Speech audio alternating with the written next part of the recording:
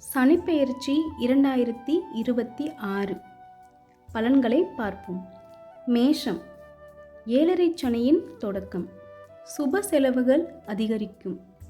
வெளிநாடு செல்லும் முயற்சி பலிக்கும். தூக்கம் தொடர்பான பிரச்சனைகள் வரலாம். தியானம் அவசியம். பரிகாரம், சனிக்கிழமைகளில் ஏழைகளுக்கு அன்னதானம் செய்யவும். ரிஷபம், தொட்டதெல்லாம் பொன்னாகும் பொற்காலம். வருமானம் பல வழிகளில் பெருகும்.